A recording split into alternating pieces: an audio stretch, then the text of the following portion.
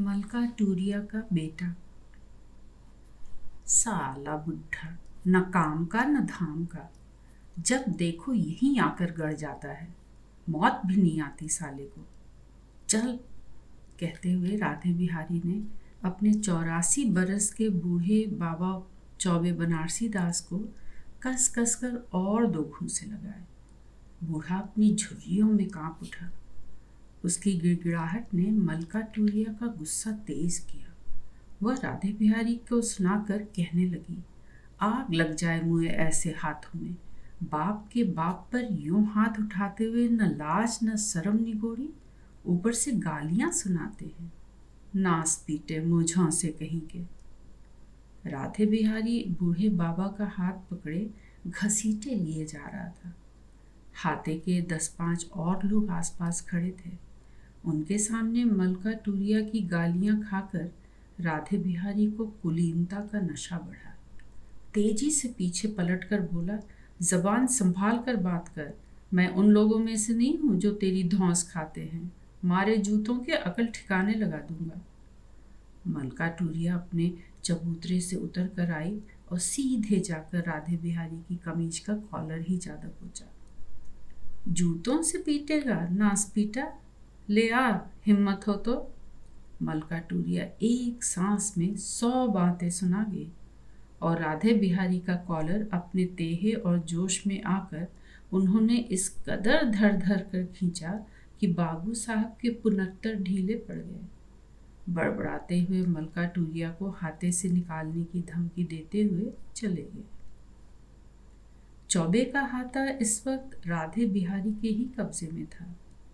सन 1895 में राधे बिहारी के बाबा चौबे बनारसी दास ने इसे बनवाया था।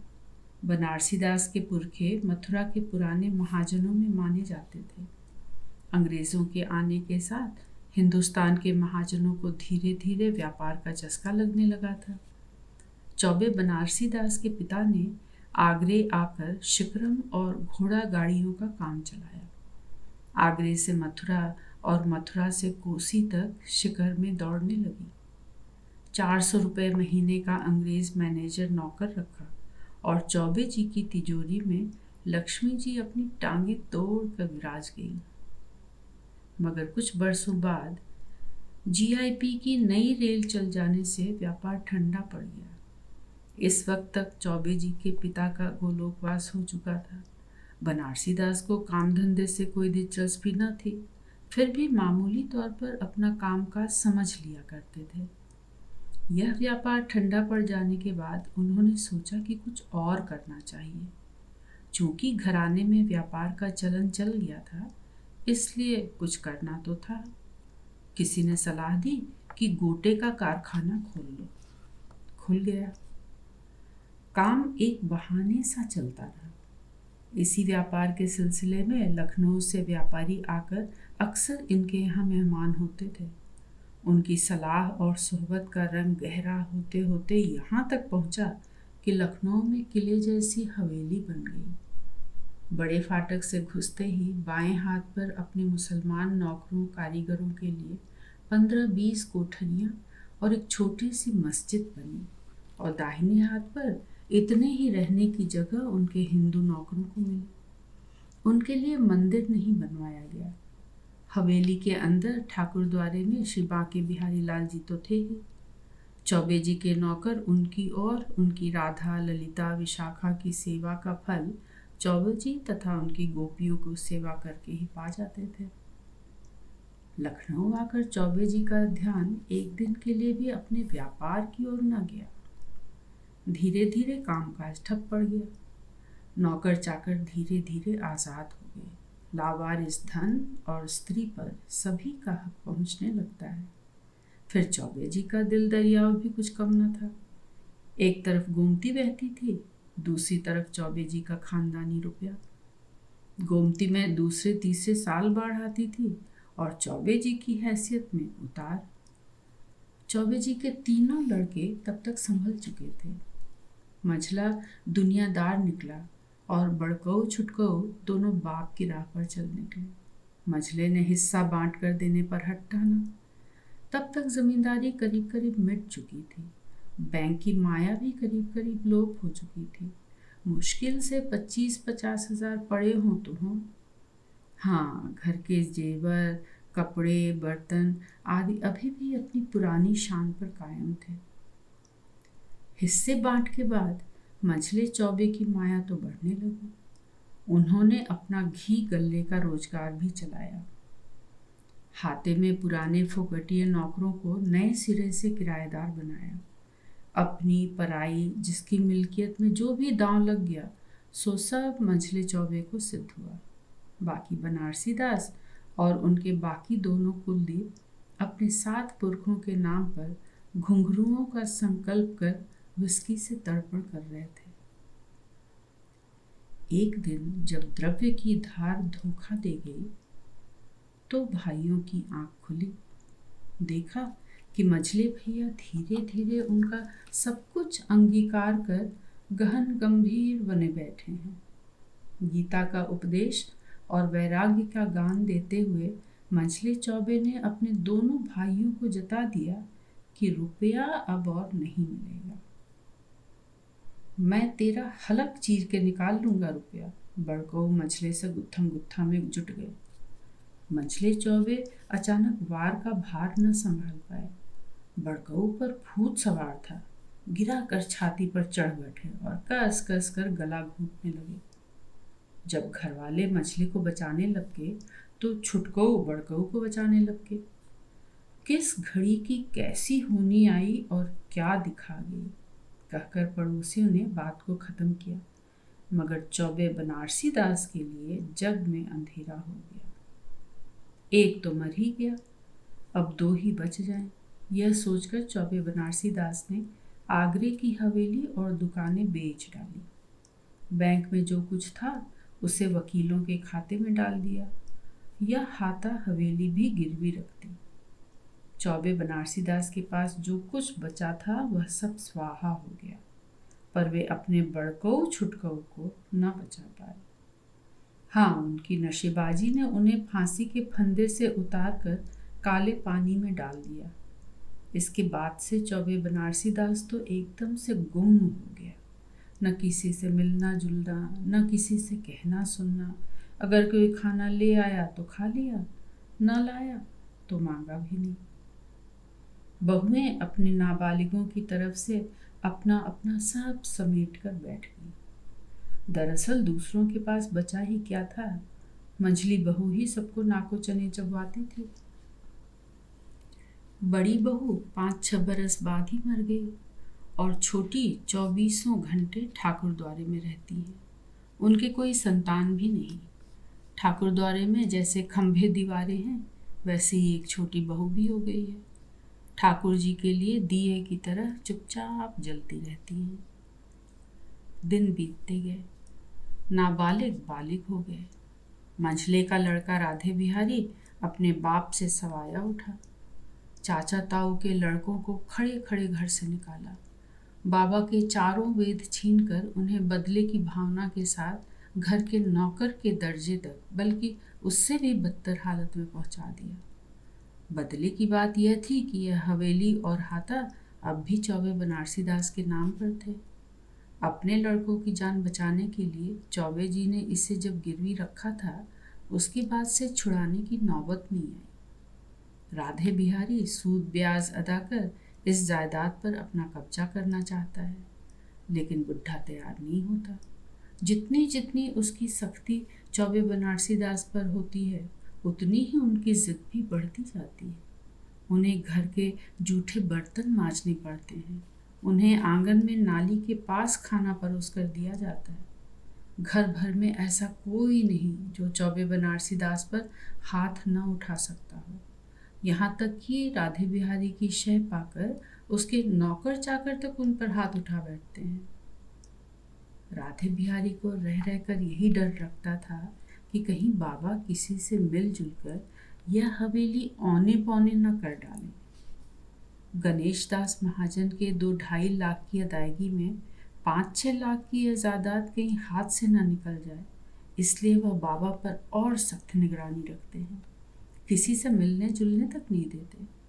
राधे बिहारी की शक्तियों से और जिंदगी का पर्दा इतने अचानक पलट जाने की वजह से चौबे बनारसी दास का मन डरे हुए मासूम बच्चे सा हो गया है। 24 घंटे की दीनता और गिड़गिड़ाहट उनके रियासतों में पले बूढ़े शरीर पर हर किस्म की जिल्लत का बोझ उठाते उठाते अब एक स्वभाव बन गई है।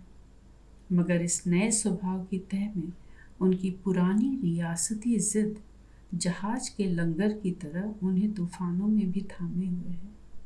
इस जिद की शक्ति है यह हवेली खाता जो आज भी उनके नाम पर है। यह अधिकार राधे बिहारी की तमाम शक्तियों का जवाब है और इसीलिए वे हठ के साथ इस अधिकार को छोड़ने से इनकार करते हैं। आज भी तीसरे पहर जब राधे बिहारी ने उन्हें अपने कमरे में बुलाकर कागज पर दस्तखत करने को कहा, किसी हद तक खुशामद भी की, तब चौबे बनारसी दास सदा की तरह पत्थर की मूरत बने सिर झुकाए चुपचाप खड़े हो गए थे। राधे बिहारी कह कर हार गया था, मगर ये ज्यों के त्यों खड़े रहे। और जब राधे बिहारी ने इन्हें मारना शुरू किया तो बच्चों की तरह चीख कर तेजी से भागे, सीधे मलका टूरिया की कोठरी में घुसकर उनके पैरों से लिपट गए। मलका टूरिया इस 84 बरस के बुढ़े की माँ है। साल भर पहले ही इस हाते में आकर बसी थी। उम्र 23-24 से अधिक नहीं।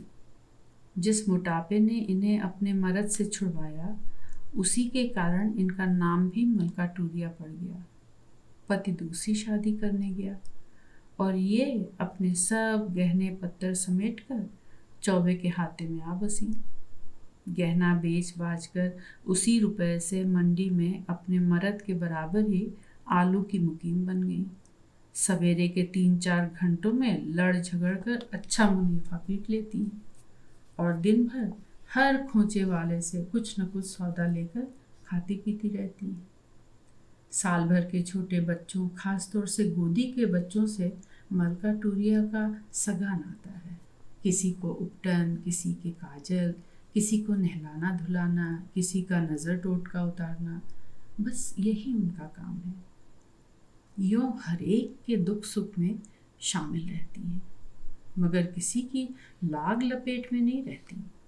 कोई भी हो, सबको बेझिझक खरी ही खरी सुनाती हैं। हाथे में बसने पर चौबे बनारसी दास का हाल जानकर राधे बिहारी की माँ और बहू को खरी खरी सुनाई थी। तब से ही चौबे बनारसी दास को एक माँ मिल गई। मलका टूरिया अपने बाबा के लिए कुछ न कुछ सौदा मंगाकर उन्हें चुपचाप खिला देती है। बहुत पिटने कुटने पर इनके सूजे हुए शरीर पर हल्दी चूने का लेप चढ़ाती है, इनके हाथ पैर दबाती है और फिर हवेली के सामने खड़े होकर एक मुंह से अपने बाबा को सताने वालों को कोसती है। राधे बिहारी का बस नहीं चलता। अपने मर्द से तलाक फारखती का दावा करके वह पुलिस कचहरी सब कुछ कर चुकी है, इसलिए उनका जीवन बढ़ा हुआ है। राधे बिहारी जब उन्हें निकालने की धमकी देते हैं तब कानून सुनाती हैं। राधे बिहारी को मलका टूरिया की सूरत से चिढ़ है। वह 1000 कोशिशों के बाद भी बाबा का वहाँ जाना रोक नहीं सका और इसीलिए आज भी जब बाबा उसकी मार से डरकर घर से भागे तो राधे बिहारी अपने को संभाल न सका। उनका पीछा उसने मलका टूरिया की कोठरी तक किया। मलका के पैरों से लिपटे हुए बनारसी दास को ठोकरों से मारते हुए कहा था, साला बूढ़ा, न काम का न धाम का, जब देखो यहीं आकर गड़ जाता है। मलका टूरिया ने वहीं कॉलर पकड़कर राधे बिहारी की बाबू साहबी ढीली कर दी थी। कुचले हुए नाक की तरह मन ही मन फुफकार मारता हुआ राधे बिहारी अपने बूढ़े बाबा को कुत्ते की तरह घसीट कर ले गया। अपने कमरे में ले जाकर राधे बिहारी ने लकड़ियों ही लकड़ियों उनकी हड्डियां सुझा दी। इस वक्त बनारसी दास के मुंह से एक चीख न निकली, एक करवट तक न ली। पत्थर की हड्डियों पर चोट सहते हुए बाबा और पोते की जिद अपनी अपनी आन पर खड़ी रही। बाबा ने कागज पर दस्तखत न किए, हार कर राधे बिहारी उन्हें वहीं बंद कर चला गया। आधी रात को बनारसी दास की चीख फिर सुनाई पड़ी, अरे मेरी माँ मर गया रे। फिर मलका टूरिया को भला ताप कहाँ, चीख चीख कर सारा मोहल्ला इकट्ठा कर लिया। बाबा को मारने वाले का रोम रोम उसने कोस डाला। मलका टूरिया का विलाप भीड़ की इकट्ठी सहानुभूति को राधे बिहारी के खिलाफ गुस्से में भड़का गया। मलका एक ही रट रगाई थी, मुझे बाबा के पास पहुंचा दो, मुझे मेरे बाबा को दिला दो। पुलिस तक रिपोर्ट जाने की धमकी ने राधे बिहारी को मजबूर कर दिया। अंदर से 2 नौकर बाबा के मार से सूजे बेहोश शरीर को लाकर दरवाजे पर रख गए। कसाई की छुरी के नीचे पड़े हुए अपने बच्चे को बचाने के लिए जैसे गाय झपटे, वैसे मलका टूरिया ने झपट कर बेहोश बाबा को उठाकर अपने कलीजे से चिपका लिया। जोश में भरी भीड़ राधे बिहारी को कहनी न कहनी सुनाती रही, लेकिन मलका टूरिया के कान इस वक्त कुछ नहीं सुन रहे थे। स्त्री के अंदर जागती ज्योत सी चमकने वाली माँ की आत्मा अपने 84 बरस के बेटे को होश में लाने का उपाय कर रही थी।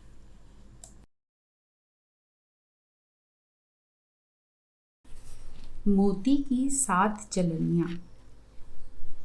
ए छोड़ मुँह बज्जात हरामी के, ए तेरी जवानी को लकवा मारे शैतान के बच्चे, आ तो सही। गली में इस जनानी चीख चिल्लाहट के साथ धर पटक धमाके की आवाजें आई। गर्मी की दोपहर में कई मकानों के खिड़की दरवाजे खुल गए। औरतों, मर्दों और लड़कियों की भीड़ झांकने लगी, बाहर आ गई। क्या है, कौन है, शुरू हो गई। नौजवान शायद आसपास के उजागरे से सहम कर बुर्के वाली के काबू में आ गया था। वह उसे गिराकर चढ़ बैठे।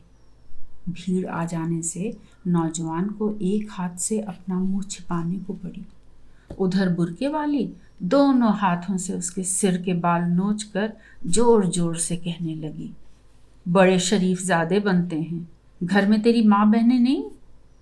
देहे में आकर बुर्के वाली ने अपना नकाब उलट लिया था।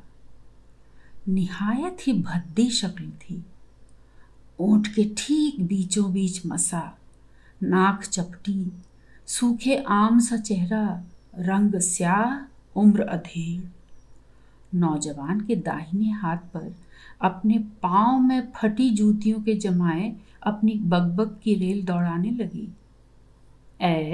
मैं आबिद अली के घर से निकली तो ये लौंडा वहीं से वाही तबाही बकता मेरे पिछू पिछू लगा। हविस का अंधा अल्लाह मारा, न बुढ़िया देखे न जवनिया, लेके हाथापाई करने लगा निगोड़ा। अच्छा अब छोड़ो उसे, परे हटो। ये किसका लौंडा है? उठ बे। दरोगा जी उर्फ Imtiaz Ahmad retired sub inspector police छड़ी टेकते हुए आगे आए। बुर्के वाली तब भी न उठी। दरोगा ने दोबारा डांट कर कहा, अच्छा अब उठिए भी, बड़ी पारसा बनी है, कहाँ से आई हो, कौन हो? मैं कोई चोर उचक्की बदमाश हूँ। आबिद अली के खालूजाद भाई नाजिम हुसैन एडवोकेट के यहाँ मुलाजिम हूँ, मौलवीगंज में। ये मुआ, फिर वही गलत बयानी शुरू की आपने? दारोगा जी गरजे। फिर कहा, लड़के को कहे जाती हैं, पहले अपनी सूरत तो देखिए। माशा अल्लाह, आपकी इस कमसिनी और हुस्न पर तो लंगूर का बच्चा भी न रीझेगा। इंसान का बच्चा तो आखिर समझदार होता है। लोगों ने ठहाका लगाया। बुर्के वाली मारे गुस्से से रुआंसी हो गई और नकाब मुंह पर डाल लिया। इससे और हंसी हुई, फप्तियां कसी गईं। बुर्के वाली अपनी जान छुड़ाकर तेजी से चली गई। दारोगा जी अपने पोपले मुंह से हंसकर बोले, खुदा की कसम, क्या बूटा सा कद और 56 छुरी सी चाल है। लौंडा इसी चाल पे मात हो गया। अब किसे सूरत देखकर इश्क फरमाइएगा बरखुरदार? कौन बहादुर हैं आप, जरा सूरत तो देखूं। लड़के हंस रहे थे, कह रहे थे इशरत है, इशरत मियाँ शर्म के मारे मुंह गड़ाए धरती से चिपटे ही जा रहे थे। दो एक खड़े हुए बुजुर्ग घरों से दो एक बड़ी बूढ़ियां लानत मलामत कर रही थीं कि बेजा बात है। वह तो कहो कि मामूली नौकरानी का मामला था। दरोगा जी ने डांट डपट कर टाल दिया, मगर यही हरकत ये किसी शरीफ शादी के साथ कर बैठते तो लेने के देने पड़ जाते, वगैरह वगैरह। दारोगा जी फिर गरजे, सबको खामोश किया, लड़कों को भगाया, फिर इशरत का हाथ पकड़कर उठाते हुए कहा, उठ बे। ओ खबरदार जो आइंदा ऐसी हरकत की। बाप दादों की इज्जत का ध्यान नहीं? चचा रिटायर्ड प्रोफेसर, भाई एडिटर, बहन डॉक्टर, और तुम आज ये एक टकहाई के पीछे बदनाम हुए। बेटा, आशिकी खेल नहीं जिसको कि खेले लौंडे। औरत कमर और टेंट के बूते पर झुकती है, समझा वे? दारोगा जी ने समझाकर एक टीप जड़ी। छिपकर सुनते हुए दो लड़के हंस पड़े। इशरत गोली खाए शेर की तरह उन लड़कों को सजा देने के लिए झपटा। इशरत मियाँ इंटर का इम्तिहान देके खाली बैठे थे। ये गलती कर बैठे। आखिर उम्र है, अरमान हैं, वजूहात हैं, गलती हो गई। मगर ये साले मुझ पे हंसने वाले कौन होते हैं? दांत खट्टे कर दूंगा। लेकिन दारोगा जी ने कसकर बाह पकड़ ली और घर ले चले। दरवाजे पर पहुंचकर इशरत सहमा कुम्हलाया कांप कर दारोगा जी से बोला, चचा जान से कुछ न कहिएगा। मगर वहां तो पहले ही खबर पहुंच चुकी थी। प्रोफेसर अख्तर हुसैन इशरत को देखकर झपटे और दारोगा जी के समझाने बचाने के बावजूद उन्होंने उसे थप्पड़ों घूंसों से मारते मारते बेहाल कर दिया। उनका भी दम फूल उठा। तब दारोगा जी ने हाथ पकड़ लिया, अख्तर साहब को ला कुर्सी पर बिठलाया। जरा दम लेकर अख्तर साहब बोले, आप समझते नहीं दारोगा जी, कल ये अपनी नादानी में किसी हिंदू लड़की को छेड़ दे तो खुदा न करे जबलपुर का दूसरा नज़ारा यहाँ भी देखना पड़ जाएगा। ये आदत खराब है, जमाना खराब है। जी हाँ, ये तो आप बजा फरमाते हैं, मगर किया क्या जाए हुजूरे वाला। लौंडे लौंडिया माँ के पेट से बाद में निकलते हैं, पहले इश्किया गाने याद करते हैं। दारोगा जी की बात सुन अख्तर साहब कड़ुआ मुंह बनाकर बोले, लानत भेजता हूँ इस जमाने पर। हमारे आला खानदान को दाग लगा दिया इस लड़के ने। बगैर माँ बाप का बेटा है, लोग थूकेंगे तो मेरे मुंह पर थूकेंगे। मगर नसीबा मानो प्रोफेसर साहब से कोई पुराना बैर निकाल रहा था। आज भतीजे ने उनके दिल को करारी ठेस पहुंचाई तो कल खास उनकी लड़की ने ही, doctor Nigar Sultana and doctor Surendra Mohan request the pleasure of. अब और बाकी क्या बचा? लड़के लड़कियां खुद अपने ही नाम से अपनी शादी का इनविटेशन कार्ड भेजने लगे। हद है। मोहसिन मियाँ ने अपनी मायूस नज़रों को नीचे झुकाकर ठंडी चाय की प्याली को चिढ़कर यों देखा मानो वही अपराधी हो।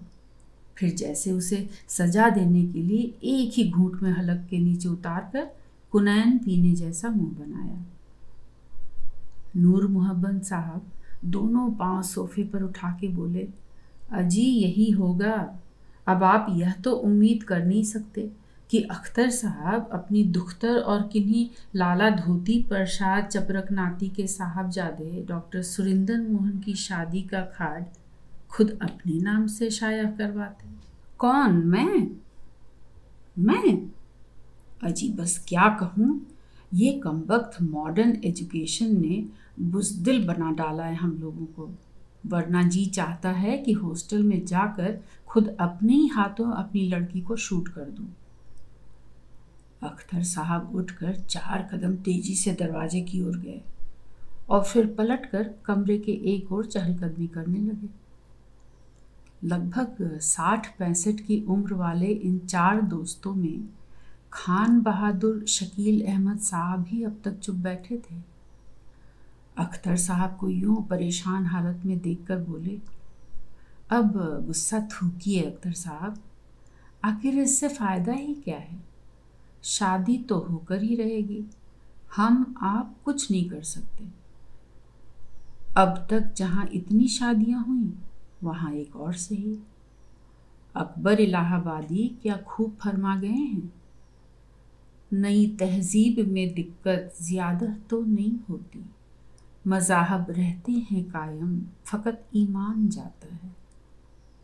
हाँ हाँ, शेर तो खैर अपनी जगह है ही, पर मैं कहता हूँ कि ईमान भी कायम रखा जा सकता है। आप 4 भाई एक राय हो जाएं तो यह शादी रोकी जा सकती है। जवाद भाई ने अपना पंचम जॉर्ज नुमा दाढ़ी वाला चेहरा तमतमा कर सिर झटका कर कहा और फिर बटुए से किवाम की शीशी निकालने लगे। अजी, रोकने की बात तो यह है कि किबला की अभी लड़के या लड़की को गायब करवा दिया जाए तो सारा खेल ही खत्म हो जाए।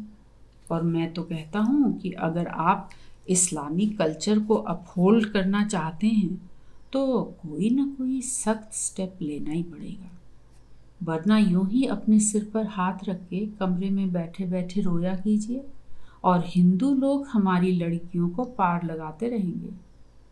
एक दिन इस्लाम खत्म शुद्ध। हमारे बच्चों के बच्चे श्री महेशा गौरी गणेशा के भजन गाते होंगे, मोहसिन मियाँ वीरान और हुदकदों में दिवाली। आहा, मोहसिन मियाँ ने अपनी सर्द आह में मानो इस्लामिक कल्चर के आखिरी रोज़ की तस्वीर नक्श कर दी। चारों दोस्त अपनी सर्द आहों में सिमट कर घुट कर बैठ गए। आज सुबह की डाक से निगार की शादी के कार्ड हर जगह पहुंचे थे। प्रोफेसर अख्तर हुसैन उसी वक्त से बदहवास हो रहे थे। उन्हें गहरा सदमा पहुंचा था। डॉक्टर सुरेंद्र मोहन इसी शहर के मशहूर डॉक्टर श्याम मोहन का लड़का है। 2-4 बार इस घर में भी आ चुका है, खाना खा चुका है। जिसे प्रोफेसर साहब बड़ा लायक और शरीफ मानते थे, वही इस समय आस्तीन का सांप बनकर उन्हें डस गया। लड़की निगार जो छुटपन में ही माँ के मर जाने के सबब से उन्हें जान से भी ज़्यादा अजीज़ थी, इस वक्त उनकी दुश्मन जान बन गई। अख्तर साहब को यूँ महसूस हो रहा था मानो सुरेंद्र और निगार वीराने में उनकी छाती में छुरी भोंक कर तपती बालू पर छोड़ गए हैं और वे जख्म से छटपटा रहे हैं, आखिरी वक्त की प्यास से तिल मिला रहे हैं। दिन में जब कार्ड मिला तब लड़का जफर दफ्तर जा चुका था। उन्होंने उसकी बीवी किश्वर को बुलाकर पूछा, सच सच बतलाना बेटी, तुम लोगों को पहले से इस शादी की खबर थी? मगर वह झूठ बोल गई। अख्तर साहब यह भी जान गए मगर बेबस थे। एक बार जी चाहा कि मेडिकल कॉलेज में जाकर निगार को सबके सामने तड़ातड़ तमाचे मारे। नालायक, बड़ी डॉक्टर बनी है, इसी दिन को देखने के लिए क्या तुझे पैदा किया था? मगर फिर ना गए। मन पर नामर्दी और पस्त हिम्मती छाई रही। शाम को अजीज दोस्तों की दुनिया ने उनका मुंह नोच लिया। दिन भर इसी का तो उन्हें डर रहा था। हर एक पूछ रहा है कि यह कैसी शादी है? अगर मोहब्बत सच्ची थी तो डॉक्टर सुरेंद्र मुसलमान क्यों न बन गया? निगार ने तौहीने मिल्लत क्यों की? दोस्तों की दुनिया ये कह रही है, बाकी दुनिया और भी न जाने क्या क्या कहेगी। प्रोफेसर दुनिया से डर रहे थे। यूं तो वे खुद मॉडर्न थे, पर्दे के सख्त खिलाफ थे। गो ईद बकरीद को भी मस्जिद में कभी नमाज पढ़ने न जाते थे, मगर इस्लाम को मानते थे, दुनिया से डरते थे। उन्हें लग रहा था कि उनके पैरों तले जमीन ही नहीं रही। डॉक्टर सुरेंद्र मोहन के माता पिता के पैरों तले से भी जमीन खिसक गई थी। यही दुनिया का सवाल डॉक्टर श्याम मोहन की कोठी में रंग ला रहा था। अपने बड़े बेटे डॉक्टर सुरेंद्र को बंद कमरे में बिठलाकर डॉक्टर श्याम मोहन गरमा रहे थे। तुमको इंटरकास्ट मैरिज ही करनी थी तो क्या अपनी हिंदू जाति में लड़कियां नहीं थीं? मेडिकल कॉलेज ही में 50 हैं। पापा जी, मुझे निगार से शादी करनी थी, 50 से नहीं, और मेरे सामने जाति का सवाल ही नहीं है। क्यों नहीं है जाति का सवाल, मैं पूछता हूँ? क्यों हो, मैं आपसे पूछता हूँ। जबान लड़ाते हो मुझसे? वह नादानी करने की उम्र अब मेरी नहीं रही। जी हाँ, इसीलिए अब आप बड़ी नादानियां करने लगे हैं। क्यों? आपको इस बात का ख्याल नहीं कि आपके माता पिता पर कितनी बड़ी जवाबदेही है। फैमिली में अकेले तुम ही नहीं हो, तुम्हारे छोटे भाई हैं, ब्याहने योग्य बहनें हैं। बड़ा घर देखकर एक तो लोग यूं ही बड़ा दहेज मांग रहे हैं, ऊपर से जब लड़कियों की मियंटी भाव जाकर बैठ जाएगी तब जाने और क्या होगा। पापा जी, आप अखबारों में ये डिक्लेयर कर दीजिए कि मैंने सुरेंद्र को घर से निकाल दिया है, फिर कोई परेशानी ही न रहेगी। मुझे आपकी जायदाद से भी एक पैसा नहीं चाहिए। सुरेंद्र ने बहुत ठंडे भाव से कहा, पर डॉक्टर श्याम मोहन एकाएक सुनकर झटका खा गए। सहसा कुछ जवाब न सूझा। फिर हकला हकला कर अपना रौब चढ़ाते हुए बोले, तुम्हें क्या नाम के लज्जा नहीं आई मुझसे ये कहते हुए? तुमने अपनी मदर को भी यह जवाब दिया था। तुम अभी माँ बाप की भावना को नहीं समझते हो। तुम अब मॉडर्न फैशन वाले पति पत्नी के रिश्ते को आशिको माशूक की नज़र से देखते हो। माशूक की सोहबत जल्द से जल्द मिल जाए इसीलिए शादी कर लेते हो। लव मैरिजेस जितनी तेजी से बढ़ रही हैं उतनी ही जल्दी से फेल भी हो रही हैं। सुरेंद्र को हंसी आ गई। बोला, पापा जी, रॉकेट भी तेजी से उड़ रहे हैं, तेजी से फेल हो रहे हैं, पर उतनी ही तेजी से स्पेस ट्रैवल की सफलता भी बढ़ रही है। बहरहाल, वी पार्ट फॉर गुड।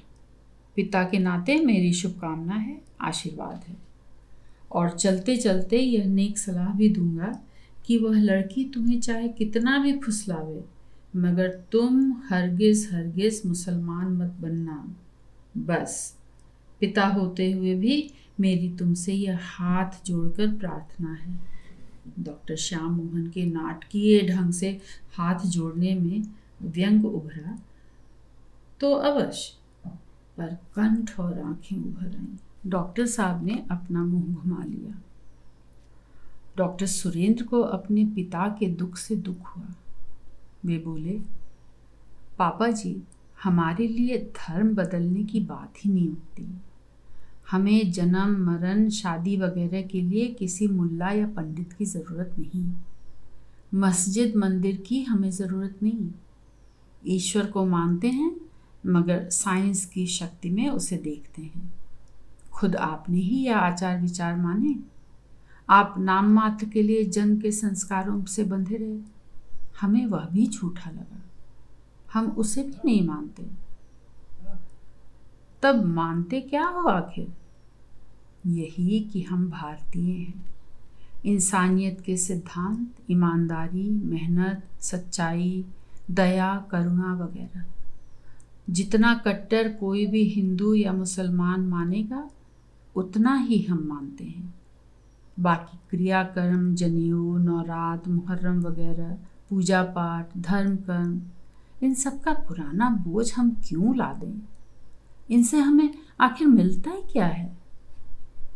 ठीक है भैया, हमारे ऋषि मुनियों का सनातन धर्म जिसकी सारे संसार ने तारीफ की है, अब तुम ही लोगों के हाथों समाप्त न होगा तो क्या कोई बाहर वाला आएगा? ठीक है, ठीक है, ठीक ही है। डॉक्टर श्याम मोहन ने एक सर्द आह खींची और खिड़की से बाहर देखने लगे। हॉस्टल की लड़कियों में बड़ा जोश था। उनकी लेक्चरर हरदिल अजीज़ और हसीन निगार सुल्ताना की शादी हो रही है। डॉक्टर सुरेंद्र मोहन भी बड़े पॉपुलर हैं। लड़कियों, नर्सों और लेडी डॉक्टरों का यह आग्रह था कि शादी हॉस्टल ही में हो।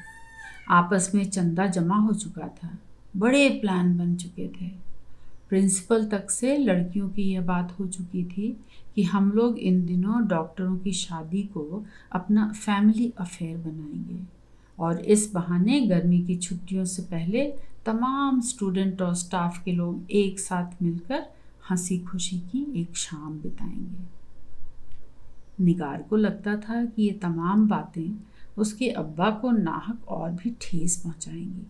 शादी की बात तो खैर दो दिलों की बात थी, उस पर जोर नहीं, पर यूं निगार अब्बा को नाखुश नहीं करना चाहती। वह उन्हें बहुत चाहती है, उनका अदब करती है। शादी की बात पिछले 2 साल से चल रही थी। जफर और किश्वर को वह अपना राज दे चुकी थी, पर अब्बा से कुछ भी कहने पूछने की हिम्मत न हुई। भाई और भावज पूरे दिल से राजी नहीं थे, उनके अंदर एक किस्म का कटाव था। फिर भी वे दोनों निगार के हमदर्द और हमख्याल थे। बातों बातों में एक दिन निगार, किश्वर और जफर ने अब्बा जान का दिल भी टटोला था। प्रोफेसर अख्तर हुसैन यह तो मानते थे कि पढ़े लिखे हिंदू और मुसलमान दोनों ही अपने अपने दीन धर्म को भूल चुके हैं, एक से हैं, मगर फिर भी हिंदू हिंदू ही है और रहेगा, मुसलमान मुसलमान ही रहेगा। वे मानते थे कि राम और रहीम में कोई फर्क नहीं, मगर 2 लफ्ज़ तो रहेंगे ही। कहने लगे, यह खून का असर है, नस्लों का, कल्चर का, आदतों का फ़र्क है। खून और नस्ल का सवाल अहम है, इसलिए हमारे यहाँ रिश्ते कायम करने से पहले ख़ानदान देखा जाता है, नसबनामा देखा जाता है। मैंने माना कि हिंदू या दीगर कौमें भी अपने अपने ढंग से यही सब करती हैं, पर यह ढंगों का फ़र्क ही बड़ा बेढंगा है। इस भेदभाव को 20वीं सदी में तो मिटा न सकोगे तुम लोग, और अगर हमारे इस्लाम की स्पिरिट सच्ची है तो शायद ता क़यामत यह फ़र्क न मिटा सकोगे। अब्बा का यह इस्लाम निगार की समझ में नहीं आया। खुद अब्बा कभी रोजे नमाज के पाबंद नहीं रहे, मौलवियों का तो सदा मजाक ही उड़ाते रहे, मगर जैसे वह इस्लाम के पाबंद हैं वैसे निगार भी रह सकती है। शादी और मजहब में कोई संबंध नहीं, उसके लिए पुराने सामाजिक कायदों से बंधकर चलने की ज़रूरत नहीं। समाज पुराने से नया होता है तो कायदे भी नए ही बनते हैं। मेरी दादी के वक्त में यह सोचा भी नहीं जा सकता था कि मुसलमान लड़की पर्दे से बाहर निकलकर डॉक्टरी पढ़ सकती है, नौकरी कर सकती है। आज के सामाजिक कायदे में यह किसी को भी बुरा नहीं लगता। मैं अपनी पसंद के एक आदमी से शादी कर रही हूँ, इसमें मजहब का सवाल कहाँ उठता है। हमारे बच्चे हिंदुस्तानी होंगे, वे अपनी ही किस्म के नए कायदों वाले समाज में पले बढ़ेंगे, शादियां करेंगे। हिंदू मुसलमानपन न हमारे लिए ही किसी काम का है और न हमारे बच्चों के काम का। फिर भी अब्बा उससे हमें बांधना चाहते हैं, यह तो नामुमकिन है। फिर भी अब्बा की नाखुशी अच्छी नहीं लगती, क्या किया जाए। मेरा कार्ड पाकर बेहद भड़के होंगे। निगार अपने घर के हालचाल जानने के लिए व्याकुल थी। दोपहर में इशरत मियाँ आए तो बड़ी खुशी हुई। आते ही कहने लगे, बाजी जान, लेबोरेटरी में एक्सपेरिमेंट्स होते हैं तो क्या सबके सब कामयाब ही होते हैं? नहीं, फेल भी होते हैं। क्यों? परसों मैंने लव का एक एक्सपेरिमेंट किया था मगर फेल हो गया। जफ़र भाई अगर उसको कभी तुलतबील करके सुनाएं जैसी कि उनकी आदत है तो यकीन मत कीजिएगा, पहले मुझसे पूछ लीजिएगा। निगार ये फिजूल की बकवास इस वक्त नहीं सुनना चाहती थी। उसने कहा, अच्छा मगर पहले ये तो बतलाओ कि मेरा इनविटेशन कार्ड घर पहुंच गया।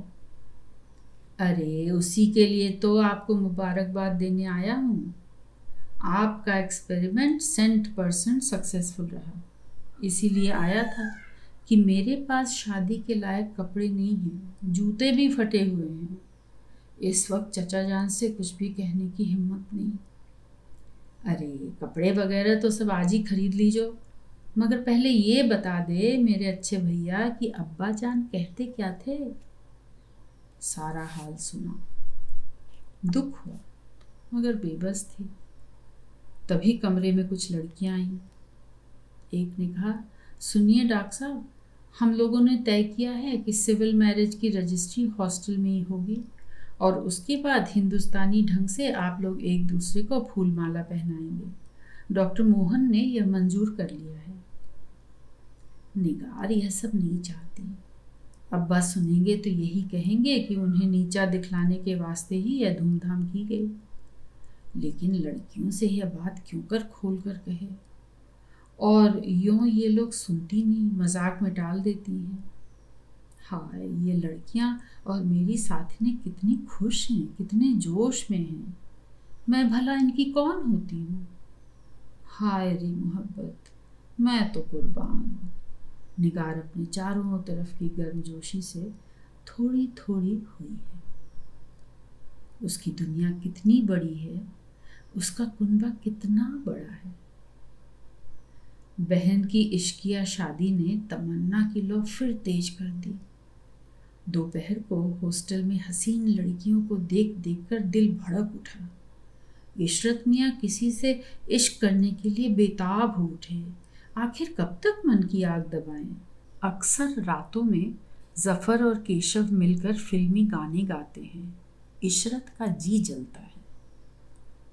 वकील साहब की छत पर सामने ही अन्य सज्जो दो बहनें ऐसे कुदकड़े लगाती थीं कि इशरत अली का दिल उछल उछल पड़ता था।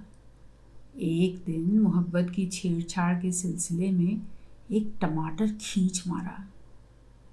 अन्नों के गाल पर कच्च से फूटा, मगर उधर से जवाब में गुम्मा फेंका गया और उसी दिन से छत का खेलकूद भी बंद हो गया। परसों की गलती के बाद जोश शायद कुछ दिनों तक ठंडा रहता, मगर इश्को मोहब्बत के इस माहौल में वे भला क्यों कर खामोश बैठे।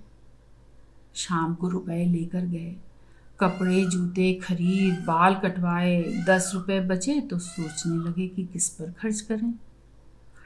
दूसरे दिन बारात चलने से कुछ देर पहले डॉक्टर सुरेंद्र मोहन को गोटे के हार का ध्यान आया। इशरत मियाँ ही सजे बजे फालतू से खड़े दिखलाई दिए। उन्हें ही 10-10 के 2 नोट दिए और नौकर की साइकिल दिलवाकर अमीनाबाद भेजा। इशरत मियाँ साड़ी गोटे वाले के यहाँ पहुंचे तो 2 लड़कियां देखी। नशा छा गया। देखा तो देखते ही रह गए। जब दुकानदार ने टोका तो गोटे का हार खरीदा। 2 रुपए की बचत उसमें भी कर गए, यही सोचकर कि शायद शरबत कोल्ड ड्रिंक पिलाने का मौका मिल जाए। 10 कल की बचत के और 2 ये। बकौल दरोगा जी के लड़कियों को रिझाने के लिए इस वक्त टेंट में भी बूता था और कमर का बूता भड़क ही रहा था। हाय क्या मीठी और बारीक आवाजें हैं। अंग्रेजी बोलती हैं तो लगता है चिड़ियां चहक रही हैं।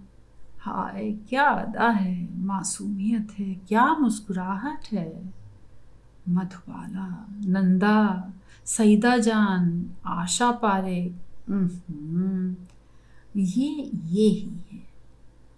चलने लगी तो मुस्कुराकर बोले, लाइए आपका बोझ मैं ले चलूं, आखिर एक मजदूर तो चाहिए ही आपको। नो थैंक्स कहकर लिपस्टिक कुर्ते सलवार दुपट्टे वालियां, कटे उड़ते बालों वालियां, धूप के चश्मों वालियां चली। इशरत मियाँ सुध बुध बिसार कर उनके पीछे पीछे चले। एक दूसरी दुकान में भी साथ साथ रहे। बीच में कुछ टोकटाक भी की, मगर झिड़की खाई। आप यह सोचकर मुस्कुरा दिए कि पहली मुलाकात में भला किस बड़े से बड़े फिल्म स्टार को भी हीरोइन की झिड़कियां नहीं सुननी पड़ी हैं। इस दुकान से निकलने लगे तो हौसले में आकर शरबत पीने के लिए दावत दे बैठे। शरबत? मैं पिलाती हूँ आपको। एक लड़की ने अपने हाथ के बंडल दूसरी के हाथ में रखे और इशरत मियाँ के कान उमेट कर एक तमाचा लगाया, फिर 2 तमाचे, फिर सैंडल, तड़ातड़, पटापट। तब तक भीड़ आई। जो आया उसी ने मारा, जिसके हाथों में खुजली उठी उसी ने टीप जमाई। ये वहीं सिर झुकाकर बैठे रहे। एक सयाने उस्ताद की नज़र इनकी जेब, साइकिल और हाथ के थैले पर पड़ी। बस फिर क्या था, उसने पब्लिक के लिए चटपट तमाशा बना दिया। एक लौंडे को भेजकर नाई बुलवाया। भौं से लेकर दाहिनी ओर के सारे सिर के बाल सफाचट हो गए। भीड़ हंस पड़ी। कहा कि अब ये मजनू जचते हैं। सयाना बोला कि अभी नहीं, मजनू ने जितने पत्थर अपने सिर पर झेले, ये कम अज़ कम उतने झापड़ तो झेले। घुटी कोहपड़ी पर कड़ाकेदार टीपों का दूसरा दौर चला। इधर पब्लिक अपने खेल में मगन हुई, उधर सयाने उस्ताद के शागिर्द इशरत मियाँ का सारा माल ले भागे। इतने में एक कोलतार ले आया, इनके मुंह पर पोता गया। इशरत मियाँ पिटते पिटते पत्थर हो गए थे। चेहरा काला कर दिए जाने के बाद सिर झुकाने की जरूरत भी न रही। सोचा कि अब एकाएक कौन पहचानेगा। बड़ी दुर्गत के बाद वहां से चले। बड़ी दूर तक उनकी लूलू बोली गई। बहन की शादी और जलसे के वक्त इशरत मियाँ ये ऐश भोग रहे थे। डॉक्टर सुरेंद्र मोहन और निगार दोनों ही अपने अपने बड़े बूढ़ों की धार्मिक सामाजिक खींचतान से मन ही मन बुझे हुए थे, मगर आसपास के जोश ने उन्हें हरा भरा बना दिया। बारात में बड़े बड़े डॉक्टर शामिल थे। निगार के भाई भावज, कुछ मुसलमान सहेलियां, कुछ सहेलियों के साहब भी आए थे। डॉक्टर सुरेंद्र के बहन बहनोई, मंझला भाई और कई दोस्त के सजाती भी मौजूद थे। अखबार वाले थे ही। बड़ी शानदार भीड़ थी। अपने आप ही लड़के लड़कियों के वायलिन, हारमोनियम, तबले, तानपुरे आ गए। गाना हुआ, नकलें हुई, बड़ा मज़ा आया। बड़े बूढ़ों से लेकर नौजवानों तक हर एक सहज भाव से ऐसा मगनमन हो रहा था कि निगार और सुरेंद्र देख देख कर खिले उंगे पड़ते थे। माला पहनने के वक्त इशरत मियाँ भी झुंझलाहट के साथ याद किए गए। फिर फूल मालाओं से ही काम चल गया। बेशुमार प्रेजेंट्स आईं।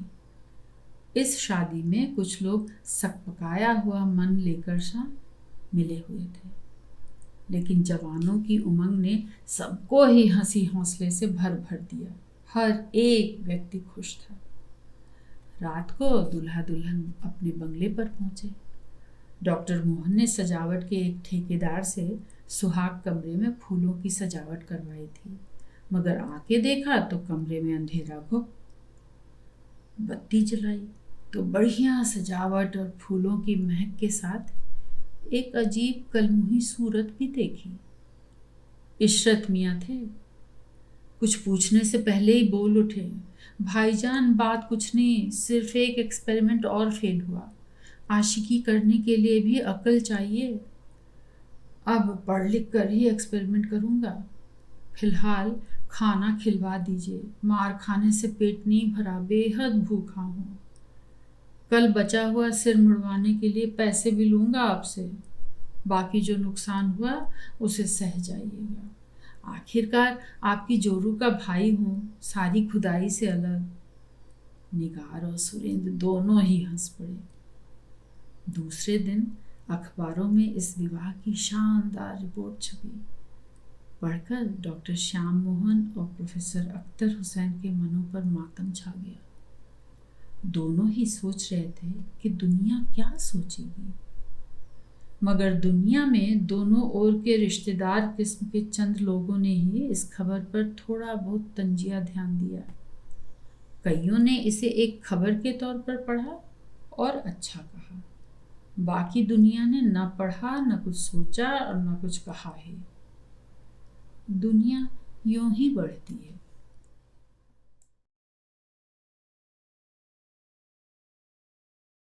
गोमती से आई 6 जगह से मिली। 4 जगह पैबंद लगी, मैली कुचली चदरिया खूंटी पर टांगी, और मुल्लर की महतारी मोहल्ले के 7 चूल्हे झांकने के लिए चल दी। यह उनका नित्य का नियम है। का हो रहा है रज्जो की दादी? ए रज्जो की दादी!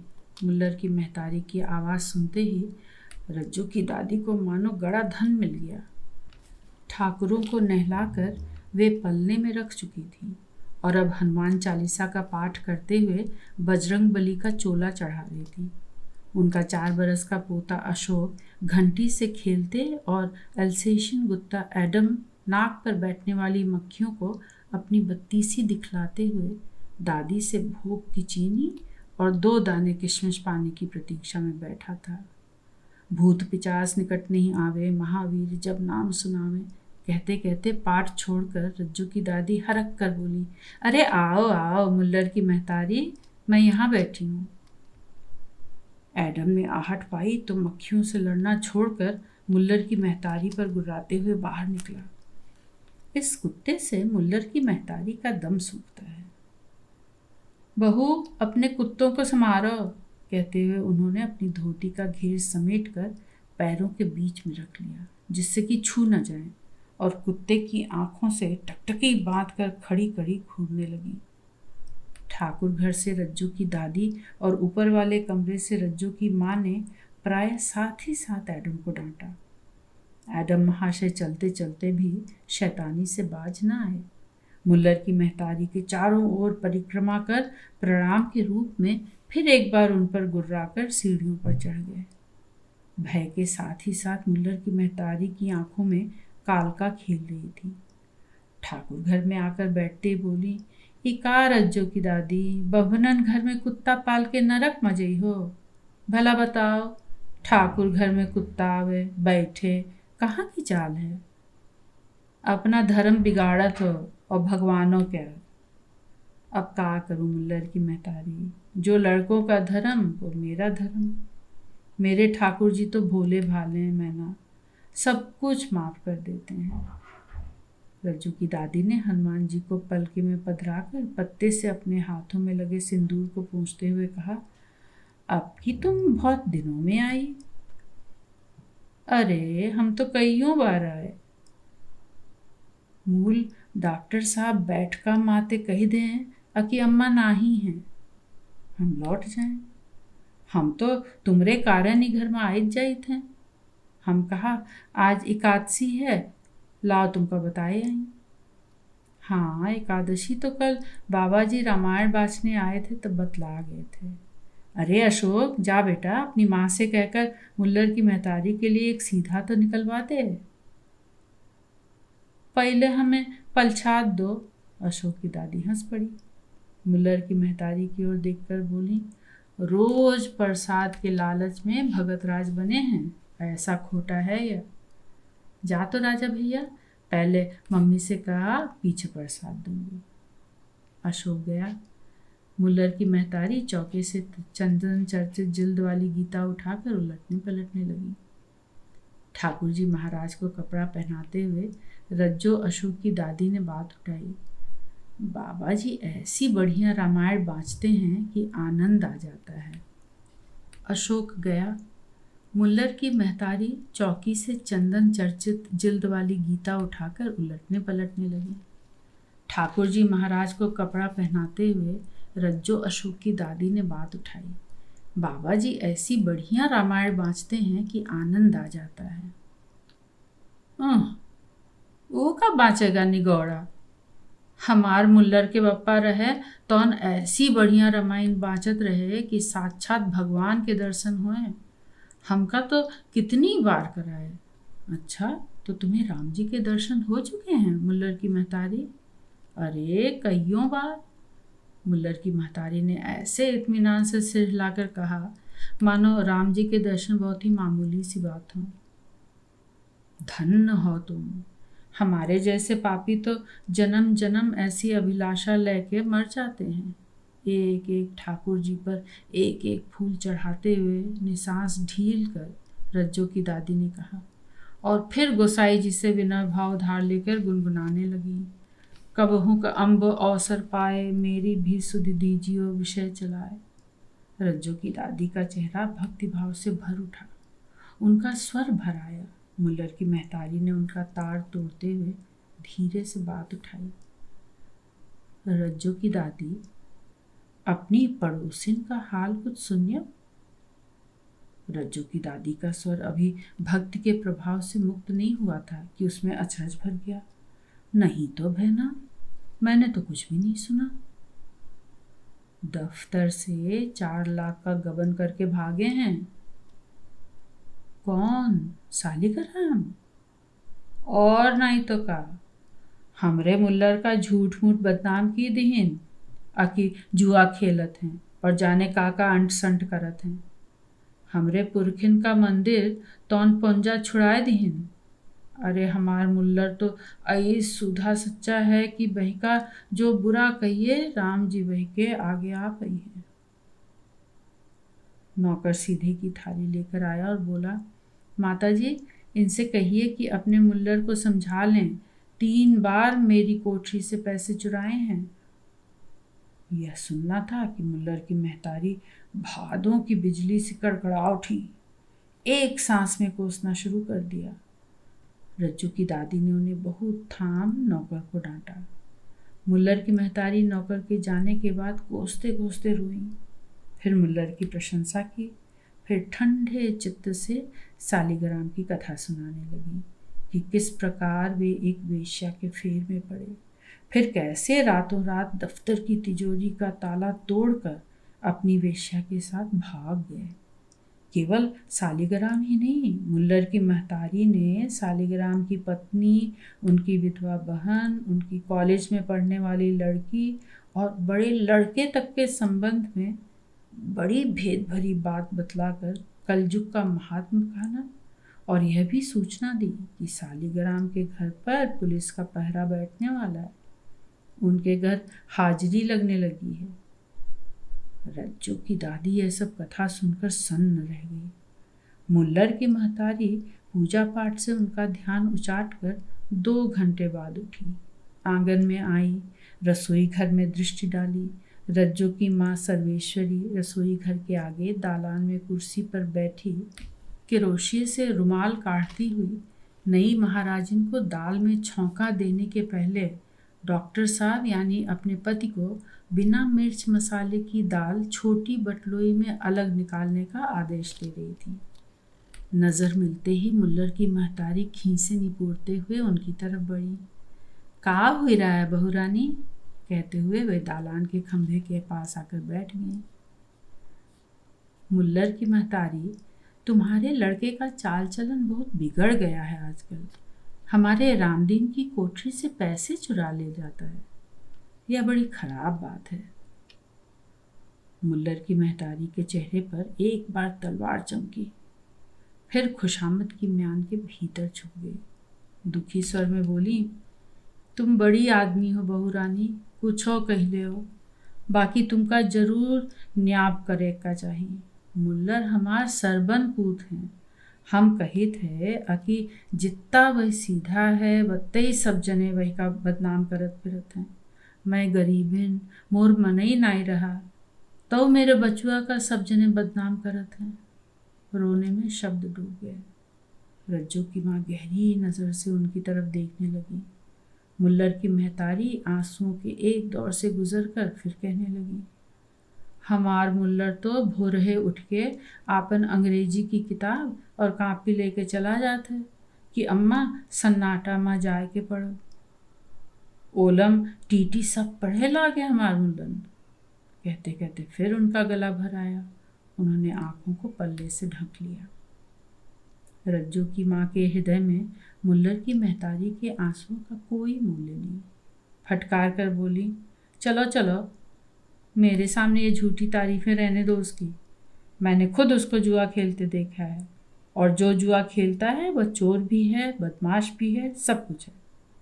सारी दुनिया जानती है उसे, खबरदार कर देना उसे। अगर फिर हमारे घर में घुसकर उसने रामदीन की कोई चीज़ चोरी की तो मैं पुलिस में दे दूंगी। मुल्लर की महतारी ऊपर से मुंह बंद और मन में लाख गालियां देती हुई वहां से उठ पड़ी। मुल्लर की बुराई करने वाला चाहे वह कोई हो, उन्हें फूटी आंखों नहीं सुहाता, और मोहल्ले में ऐसा कोई नहीं जो मुल्लर की शिकायत ना करता हो। इसलिए वह मन ही मन सबसे घोर घृणा करती है। उन्हें मन ही मन इस बात का दुख अवश्य है कि मुल्लर का चलन बहुत बिगड़ गया है। खुद उन्हें भी दुख होता है, मारपीट भी करता है, पर चाहे जो हो, अपना पूत सरवन पूत है। उसकी बुराई सुनकर उनके इत्ते पित्ते जल जाते हैं। वे घर घर की बुराई घर घर में करके अपने घर की निंदा को पर निंदा की ओट में कर लेने के लिए रात दिन बहाने सोचा करती हैं।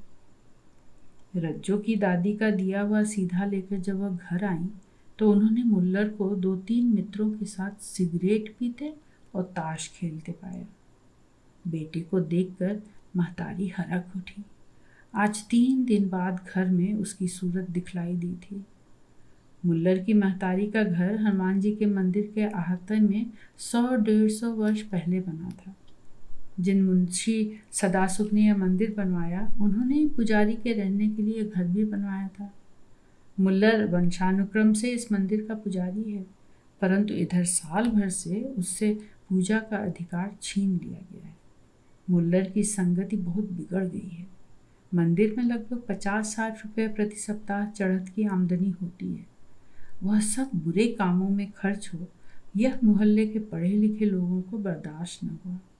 मंदिर के बाहर चबूतरे पर पड़े साइबान में एक दाढ़ी वाले बाबा जी भी 3-4 वर्ष पहले कहीं से रमते हुए आकर बस गए हैं। वे बड़े निष्प्रिय, निर्व्यसनी और भजनीक हैं। उन्होंने मंदिर के अहाते में अखाड़ा स्थापित किया, युवकों में कसरत कुश्ती का शौक डाला। बाबा जी दोनों समय कसरत कुश्ती लड़ते हैं और बाकी समय जोर जोर से कोई भजन या रामायण की चौपाइयाँ गाया करते हैं। किसी भक्त ने एक गाय बछड़ा दे दिया है, उसी की सेवा करते हैं, दूध पीते हैं, एक वक्त टिक्कर सेंक कर भोग लगाते हैं। मोहल्ले ने मीटिंग कर पूजा का भार बाबा जी को सौंप दिया। चढ़त की आमदनी को मंदिर की मरम्मत में खर्च करने का निश्चय किया गया। मुल्लर महाशय बहुत फिटफिटाए, परंतु उनका वश न चला। बाबा जी का खून करने की धमकी दी, परंतु कोई प्रभाव न पड़ा। मुल्लर की महतारी को बहुत रोने गिड़गिड़ाने पर उनकी रोटी पानी के लिए 30 रुपये मासिक तथा भोग में चढ़ने वाले मिठाई और बताशे उनके हिस्से में दिए गए। मुल्लर के लिए यह शर्त लगी कि वह घर में रह तो सकता है, परंतु उसके कोई विधर्मी दोस्त वहां नहीं आ सकते। इसीलिए मुल्लर की महतारी ने अपने बेटों को कुर्ते की जेब से पर्स निकालकर मुल्लर ने 5 का नोट अपनी माँ के सामने फेंकते हुए हुक्म दिया, 5 आने का चाय का बंडल, आध सेर दूध, और शक्कर है घर में कि नहीं? बतासा है, आध पाव शक्कर भी लाना और सेर भर जलेबी, समझी? जल्दी से लाए के चाय बनाओ। मुल्लर की महतारी उल्टे पांव लौट पड़ी। रज्जो अशोक के पिता बाबू रेवती शरण, जो गरीबों को मुफ्त होम्योपैथिक दवाएं बांटने के कारण डॉक्टर साहब कहलाते हैं, अपना बैठका बंद कर अंदर जा रहे थे। उन्हें देखते ही बोले, मुल्लर की महतारी यहाँ आओ, हम जरूरी काम थे। बात सुनो, डॉक्टर साहब ने कड़क कर कहा। मुल्लर की महतारी बैठके में आई। तुमने बाबू सालिग्राम के बारे में क्या कहा था? हम तो कुछ नहीं कहा। तुमने अभी माता जी से क्या कहा था? बाबू सालिग्राम कहीं भाग गए हैं? भाग गए हुई हैं, जो जईस करी हैं वैस भुगती हैं। हमें चाह लेवे जाए का है, हमें फुर्सत नहीं है। बड़बड़ाती हुई मुल्लर की महतारी तीर की तरह बाहर चली गई। डॉक्टर साहब का बात से संतोष नहीं हुआ। वैसे तो यह उनका दृढ़ विश्वास है कि मुल्लर की महतारी झूठ के सिवा कभी सच बोलती ही नहीं, इसीलिए वे उनका अपने घर में आना जाना पसंद नहीं करते थे। पर उनकी आज की बात ने डॉक्टर साहब को भी चक्कर में डाल दिया था। सालिग्राम उनके निकट पड़ोसी हैं। एक दफ्तर के बड़े बाबू डॉक्टर साहब, दूसरे के बाबू सालिग्राम। बाबू सालिग्राम ने गबन किया है, यह सूचना उन्हें मथे डाल रही थी। बाबू सालिग्राम के दरवाजे पर पुलिस कांस्टेबल को उनका नाम पुकारते हुए उन्होंने कल भी देखा था और आज भी। इसीलिए मुल्लर की महतारी की बात उनके मन में जमती सी अनुभव हो रही थी। बाबू सालिग्राम ऊपरी आमदनी कमाने में आलिम फाजिल हैं ही। इस बार शायद बुरी तरह नीयत डोल गई है। अंदर आकर सर्वेश्वरी से कहा, अभी मुल्लर की महतारी मिली थी। हाँ, तो क्या बोली? भाई, उसकी बात पर तो मुझे तो विश्वास नहीं होता। सालिग्राम ऊपरी आमदनी तो करते हैं, पर विश्वास तो मुझे भी नहीं होता। पर उनके यहाँ 2 रोज से पुलिस वाला चक्कर तो लगाता है। ऐसे ही भला क्यों आएगा पुलिस वाला? रज्जू की दादी बोली, मुल्लर की अम्मा झूठ क्यों कहने लगी? भली है बेचारी, उसे तो राम जी के दर्शन भी हो चुके हैं। सर्वेश्वरी और डॉक्टर साहब दोनों इस बात पर हंस पड़े। सर्वेश्वरी एक कॉलेज में अध्यापिका है, डॉक्टर साहब दफ्तर जाते हैं। दोनों उस समय तो चले गए, पर यह समस्या उन्हें परेशान ही करती रही। दिन में 4 आदमियों की रोटी बनाने, चौका बर्तन करने के कारण मुल्लर की महतारी को घर से बाहर निकलने का अवकाश नहीं मिला। तीसरे पहर खाली होकर वे फिर अपनी दिनचर्या पर बाहर निकली। डॉक्टर ने टोका, सर्वेश्वरी ने फटकारा। इन बातों से उनके पेट में दिन भर साइक्लोन उठता रहा था। सो उसे शांत करने के लिए चली। रामदेवी की अम्मा का हो रहा है, कहते हुए लाला रघुमल की घरवाली को घेरा। उनसे भी सालिग्राम के घर की कथा कही। डॉक्टर साहब और उनकी पढ़ी लिखी नौकरी करने वाली पत्नी के चरित्र उछाले। रज्जो की दादी को भरपेट खाने को भी नहीं देते। मुल्लर की महतारी के आगे वे बेचारी चौधार आंसू बहा रही थी, यह सब बतलाया। रघुमल की घरवाली के पेट में बात न पची। उन्होंने पड़ोस में चर्चा की। सालिग्राम गबन करके भागे हैं। यह समाचार स्त्रियों में खलबली मचाने लगा। 3-4 औरतें मिलकर सालिग्राम के घर गईं। वहां सब चैन चांद था, किसी के चेहरे पर चिंता की एक रेखा भी नहीं। रामदेवी की अम्मा से रहा न गया, पूछ ही तो लिया, अरे मंगो, तेरे घर वाले कहाँ गए हैं? इलाहाबाद गए हैं सरकारी काम से। और ये सिपाही तुम्हारे यहाँ आवाज लगाने क्यों आ गए हैं? पता नहीं बीबी जी, सरकारी काम से आया हो गया। क्यों, क्या बात है? नहीं, कुछ बात नहीं। किसी ने कुछ खबर फैलाई है क्या? मैं तो तुम जानो न कहीं आऊं न जाऊं। मुल्लर की महतारी डॉक्टर साहब के घर में कुछ उल्टा सीधा सुनाई थी। उसी ने मुझसे कहा। कैसे कैसे लोग हैं भाई, आपस में सच्ची झूठी उड़ा देते हैं। क्या कही थी मुल्लर की माँ ने? तुम्हें हमारी कसम बीबी जी, तो तुम्हें बताना ही पड़ेगा। सालिग्राम की घरवाली सारी कहानी सुनकर आग बबूला हो गई। उनकी विधवा ननद भी सर्वेश्वरी के परिवार को कोसने काटने लगी। ननद भौजाई तैश में भरी हुई डॉक्टर साहब के घर पहुंची और एकदम से धावा बोल दिया, जिसके घर में पापाचार होवे हैगा, वे ही दूसरों को बदनाम करते फिरे हैं। बात गर्मा गर्मी पर आ गई। सर्वेश्वरी और उनकी सास दोनों ही लड़ने की कला से अनभिज्ञ होने के कारण मात खा गई। सालिग्राम की बहन और पत्नी का तेहा चढ़ता हो गया। घंटों की झकझक के बाद उन दोनों को शांत कर सर्वेश्वरी पूरी बात समझा पाई कि बात मुल्लर की महतारी ने उड़ाई है और वे लोग तो स्वयं परेशान हो रहे थे। रातों रात तार दिया गया। सालिग्राम सुबह की गाड़ी से ही घर आए। घर में पहले तो उन्हें यह बतलाया गया कि 2 रोज से कांस्टेबल पुकार जाता है, दरोगा जी ने बुलवाया है। सालिग्राम घबराए, लपके थाने पहुंचे। देखा थानेदार साहब जो हाल ही में बदल कर आए थे, उनके लंगोटिया यार थे। 2 घड़ी हंसे बोले। घर आए तो बाकी किस्सा भी सुना। डॉक्टर भी घर आ गए। डॉक्टर ने सालिग्राम को ठंडे दिल से सारी बातें समझाई। उस समय मोहल्ले वाले सालिग्राम को शंका की दृष्टि से देख रहे थे। अपने बारे में इतनी बुरी अफवाह फैल जाने के कारण सालिग्राम आपे से बाहर हो गए। इस औरत को बिना चमकाए काम नहीं चलेगा, यह सबकी इज्जत ले डालेगी। सौभाग्य से यहाँ के थाने में हमारे पुराने दोस्त सब इंस्पेक्टर पुलिस होकर आ गए हैं। अभी एक सिपाही इसके यहाँ भिजवा कर धमकाए देता हूँ। लगभग दिन के 10 साढ़े 10 बजे मुल्लर की महतारी के घर पर सारा मोहल्ला जुड़ा हुआ था। मुल्लर 3 बदमाशों के साथ पकड़ा गया। घर में चोरी का सामान भी मिला।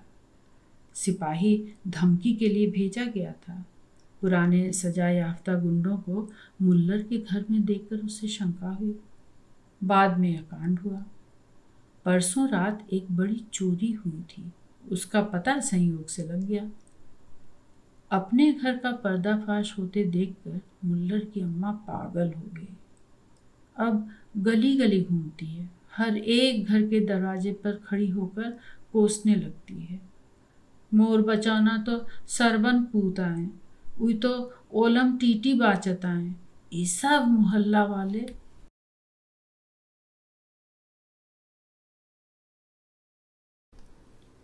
मुंशी घिर्राओ लाल। दुबले पतले शरीर पर बड़ी सी खोपड़ी में खमधार भौहों पर खुमारी से भरी हुई छुरीदार आंखें ठीक ऐसी मालूम होती हैं जैसे कि गोबर के पुतले पर टेढ़ी मेढ़ी 2 कौड़ियां जड़ दी गई हों। छितरी हुई मूछें सन सी सफेद पोपले मुंह की रौनक बढ़ा रही हैं। बादब बाकायदा उर्दू और फारसी तो जैसे उनके खानदान की लौंडी थी। हर एक से अलेक सलेम की पाबंदी। बाबूजी, भैया जी, लाला जी, आखा जय राम जी की। कहिए मिजाज तो शरीफ, बाल बच्चे सब खैरियत से हैं ना? गर्चे की मुंशी जी शराफत के जीते जागते पुतले हैं। बकौल मुंशी जी वह एक आला खानदान के टिमटिमाते हुए चिराग हैं। बाबा जान महाराज सोनागढ़ के मुख्तार आम थे। वालिद बुजुर्गवार की तमाम जिंदगी भी उस गद्दी पर ही तमाम हो गई। आप पर भी उस पुश्तैनी गद्दी को रौनक अफरोज करने के लिए काफी जोर डाला गया था, लेकिन उसके पहले ही आप अपनी रंगीन तबीयत की गुलामी मंजूर कर चुके थे, इसलिए मजबूरी थी। महाराज आपके खानदान की काफी कद्र करते थे और बकौल मुंशी जी आपको तो वह अपने वली अहद से भी ज्यादा प्यार करते थे। एक बार का जिक्र है कि महाराज आपको अपने पास बिठाए हुए प्यार से बातें कर रहे थे। उसी वक्त राजकुमार साहब भी तशरीफ लाए, लेकिन महाराज ने उनकी तरफ तवज्जो नहीं दी। मुंशी जी फरमाते हैं कि इस बात पर महाराज और महारानी में कुछ यूं ही मामूली सी कहासुनी भी हो गई थी। आपकी शादी के मौके पर महाराज की तरफ से रहने के वास्ते एक आलीशान कोठी, 8 नौकर, 4 बांदियां, 2 दरबान, 1 हाथी और न मालूम कितनी चीजें बख्शीश में मिली थी। अलावा इसके और भी बहुत सी बातें हैं जो कि आप ही के शब्दों में फ़कत एक अफसाना है, जिसे सुनने से कोई फ़ायदा नहीं, क्योंकि आजकल के नौजवान अंग्रेज़ी दा बाबू लोग उन्हें महज चंडू खाने की गप समझकर हंसी उड़ाते हैं। मुंशी जी अभी कमसिन हैं, यही कोई 60-65 की उम्र होगी, जो कि शादी का सवाल उठने पर 40 हो जाती है। और वैसे तो गदर में आप 22 बरस के पट्टे ही थे। उसी सिलसिले में आपकी तमाम शानो शौकत कमबख्त बलवाइयों के कब्जे में चली गई। उस लूट का भी बड़ा दर्दनाक किस्सा है। पूछने पर ठंडी सांस लेकर कुर्सी के पीछे की तरफ अपना सिर डालते हुए छत की कड़ियां गिन गिन कर रुक कर धीरे धीरे फरमाते हैं, क्या बताएं साहब, क्या हाल था। बस खिड़की से बाहर एक बार झांकिए, चारों तरफ लाशें ही लाशें नजर आती थीं। एक चिड़िया का बच्चा भी कहीं उड़ता हुआ नजर नहीं आता था।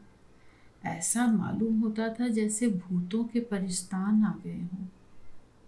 यहाँ पर मुंशी जी एक क्षण के लिए अपनी कथा कहना बंद कर हंसती हुई आंखों से सीना बाहर की ओर निकाल कर श्रोता की ओर देखेंगे। इतने पर भी जुल्म है गर्दो सखुन की दाद, मुंशी जी का मूड खराब हो जाता है।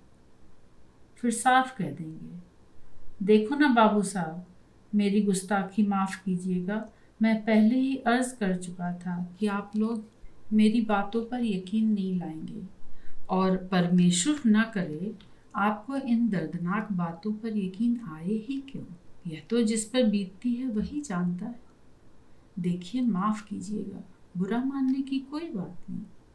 जो मैंने आप लोगों की शान में कहा, इसमें अगर जर्रा बराबर भी झूठ हो तो फिदवी का सर हाजिर है। हाँ बाबू साहब। परंतु यदि उसी वक्त श्रोता ने समझदारी से काम लेकर चट से कह दिया, वाह, यह भूतों के परिस्तान की एक ही कही, भाई खूब। मुंशी जी तब मुस्कुराकर झुककर सलाम करते और दो चार मीठी बातें हैं के साथ लपेटकर शुक्राने के तौर पर पेश नजर कर देते। गाड़ी फिर आगे बढ़ती। हाँ जनाब, मैं क्या अर्ज कर रहा था? हाँ, ठीक याद आया जी। मैंने कहा कि क्या बतलाऊं, महलसरा में रोना पीटना मचा हुआ है। घर में सब लोग राम राम का कोहराम मचाए हुए हैं। आप यकीन मानिए बाबूजी कि अकेला मैं ही हाथ में तलवार लिए हुए कमरे में चहलकदमी करता हुआ मल्हार गा रहा था। ओफो, बड़े गजब का दिल पाया है आपने मुंशी जी। वाह, मुसीबत के वक्त भी मल्हार। मुंशी जी फिर कहना शुरू कर देते, बस जनाब, कयामत का दिन भी आ गया जिसकी इंतजारी थी। सदर फाटक पर चोटें पड़ने लगी, घर में सब लोग रोने चिल्लाने लगे। इतने में बलवाई घर में घुस आए। मैंने उनका मुकाबला किया, लेकिन कहाँ वह 50 और कहाँ मैं अकेला। लूटा खसोटा, मारा पीटा, सब तबाह कर दिया। मुझे उस वक्त रुपए पैसे हीरे जवाहरात किसी की भी फिक्र न थी, महज अपनी जान। जान से ज्यादा प्यारी चीज 200 बरस की पुरानी हाथ से लिखी हुई किताब को इन जाहिलों के हाथ से बचाने के लिए अपने तोशे खाने की ओर दौड़ा हुआ गया। तब से जनाब यह हालत हो गई, वरना हम भी आदमी थे शान के। आह। मुंशी जी के साथ साथ सुनने वाले के लिए यह भी आवश्यक है कि 2-3 लंबी लंबी सर्द आहें खींचकर 1 मिनट के लिए गर्दन लटकाकर मौन हो रहे। मशहूर कहानी लेखक बाबू गोविंद बिहारी खरे के मकान पर एक दिन दोस्त अहबाब की दावत थी। भोग जी, मुनि जी, सागर जी आदि बड़े बड़े साहित्य महारथी भी पधारे हुए थे। मुंशी जी भी दावत में शरीक होने के लिए बुलाए गए थे। अखा, मुंशी जी हैं, आइए आइए। खरे जी ने तपाक के साथ उठकर उनका स्वागत किया। मुनि जी आज भी राम जुहार करने लगे। मुंशी जी उस समय प्रसन्न मन दिखाई पड़ रहे थे। खरे जी ने सागर जी से मुंशी जी का परिचय कराते हुए कहा, देखिए साहब, आप ही के पास वह 300 बरस की पुरानी किताब है जो कि आपके बाबा जान ने लिखी थी। और फिर मुंशी जी ने कहा, आप कलकत्ते से उसी किताब को खरीदने के लिए आए हुए हैं। अच्छा, बड़ी खुशी हुई आपके नियाज हासिल कर। मुंशी जी ने तपाक के साथ उठकर उनका हाथ अपने दोनों हाथों से दबाकर सिर से लगा लिया। सागर जी को पहले इसका कुछ भी इतिहास मालूम नहीं था, फिर भी उन्होंने उपर्युक्त बातचीत के आधार पर अपना पार्ट अच्छी तरह से समझ लिया। उन्होंने कहा, यकीन मानिए, मुझे भी आपसे मिलकर बड़ी खुशी हुई। परसों खरे साहब का खत पहुंचा, उसमें आपकी और उस किताब की काफ़ी तारीफ लिखी हुई थी। मैंने वह चिट्ठी म्यूजियम के अफसरान को भी दिखलाई और उन्होंने कहा कि फौरन जाकर किताब खरीद लो, 1000-2000 जितने में भी मिले। मुंशी जी गदगद हो रहे थे। सागर जी ने फिर कहा, अच्छा, तो वह किताब आपके बाबा जान ने लिखी है? जी हाँ, 300 बरस पुरानी वह किताब बाबूजी। खते विलायत में सारी किताब लिखी गई है। उसमें कुछ तो मेरे बाबा जान ने लिखा है, कुछ वालिद बुजुर्गवार ने और कुछ इस खाकसार ने। अच्छा, जी हाँ। देखिए, गुस्ताखी माफ कीजिएगा, उसका कुछ मजमून बतलाने की मेहरबानी कीजिए, क्योंकि आप तो जानते हैं सरकारी काम है। सागर जी की बात पूरी भी न हो पाई थी कि मुंशी जी नम्रता पूर्वक कह उठे, सब समझता हूँ बाबूजी, लेकिन उसमें गुस्ताखी की क्या बात है? हैं, आप तो शर्मिंदा करते हैं। जी हाँ, तो मैं क्या अर्ज कर रहा था? याद आया मजमून, नज़में हैं, कुछ हिकमत के अजीबो गरीब नुस्खे हैं, शाइस्ता मजाक है, वगैरह वगैरह। अच्छा, बहुत खूब। आपको उसमें से कुछ याद हो तो सुनाइए। जी हाँ, शौक से। खरे साहब ने वैसे ही टोका, भाई यो खाली जबानी जमा खच ठीक नहीं। आप उन्हें लिख भी लीजिए और उसे दिखाकर अपने अफसरों से राय भी ले लीजिएगा। इतनी कीमती किताब मुंशी जी यूं ही उठाकर थोड़े दे देंगे। मुंशी जी ने भी इसका समर्थन किया। सागर जी लिखने बैठे। दो जानू हो, झूम झूम कर मुंशी जी ने कहना शुरू किया, हलवाई या शीरी लकब, फरहाद की थी उसको तलब, चाशनी करती थी गजब, मुखमोर के मुस्कात है। लोग बड़ी मुश्किल से हंसी रोके हुए थे। आखिर खरे जी ठठा कर हंस पड़े। बड़ी नाराजगी के साथ त्योरी चढ़ाकर मुंशी जी ने कहा, यह कहानी लिखना नहीं है, फारसी है, फारसी। तुम क्या समझो मियाँ? इस पर वह कहा लगा कि आसमान हिलने लगा। अगर उस वक्त खाना पीना ना होता तो मुंशी जी अवश्य ही उठकर चले जाते। दावतों और महफिलों में शरीक होने का मुंशी जी को मर्ज है। एक बार आप उनसे झूठे ही कह दीजिए, फिर मुंशी जी की इंसानियत और शराफत इस बात को कतई गवारा नहीं कर सकती कि आपके निमंत्रण को नामंजूर कर आपके दिल को दुख पहुंचाए। चांदनी रात थी। खरे जी आदि की इच्छा नौका विहार करने की हुई, लेकिन साथ में एक जिंदा दिल आदमी की जरूरत थी।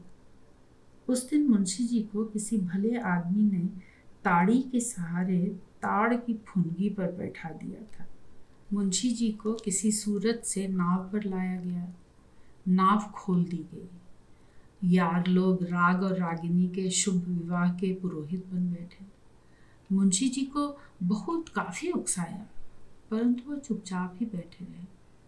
बहुत भड़काने पर फिर उन्होंने दम पर दम ठेका लगाना शुरू किया। भैया, मुनासिब तो यही है कि आप मुझे मेरे घर पहुंचा दें। किसी महापंडित से यह आशा की जा सकती है कि वह लगातार मंत्र जपते जपते भी एक बार गोमुखी से हाथ निकाल कर दत्तचित्त हो जनेऊ से पीठ खुजलाने लगे। लेकिन मुंशी जी बिना रुके ही नशे की पीठ को चाबुक से धुनते हुए बार बार बराबर यही कहते रहे, भैया, मुनासिब तो यही है कि आप मुझे मेरे घर पहुंचा दें। सारा मजा उस दिन किरकिरा हो गया। नाव फेरनी ही पड़ी। उस दिन लोगों ने मुंशी जी को गालियां दी, इतनी कि शायद मुंशी जी के बुजुर्गों को महाराज के यहाँ से उतनी बख्शीश भी कभी न मिली होगी। मुंशी जी घर आते ही आते 2 बार दरवाजे से टकरा कर गिरे, तब कहीं जाकर ताला खुला। आपका दौलत खाना एक विशेषता रखता है, बस समझ लीजिए कि इतिहास प्रसिद्ध कलकत्ते की काली कोठरी से कुछ 20 है, इससे अधिक नहीं। वही आपका दीवान खाना, गुस्ल खाना, रसोई, महल सरा सब कुछ है। बांस की एक चारपाई जो किसी जमाने में एक महाबामन से शायद 8 आने की खरीदी थी, और उस पर चारपाई के अनुरूप ही बिछाऊं। चीड़ के बक्स में उनकी गृहस्थी थी। मुंशी जी ताव में थे। साले गाली देते हैं जैसे हम इनके कर्जदार हैं। ले जाओ, उठा ले जाओ। माल मुंशी घिर्राऊ लाल का, दिल बेरहमों का। कुछ परवाह नहीं, किसी का नहीं रखेंगे। सब गृहस्थी लुटाकर मुंशी जी गर्म हो रहे थे। एक मजमा इकट्ठा हो गया। मुंशी जी मोहल्ले के नामी अनाथों में से है ना। उसी समय एक वृद्ध सज्जन उधर से निकले। मुंशी जी की हालत देखकर बोले, साले का बाप भी इसी बीमारी में मरा था। तमाशाइयों में से एक ने पूछा, क्या आप उनके बाप को जानते थे? जी हाँ, वह महाराज सोनागढ़ का हुक्का बरदार था।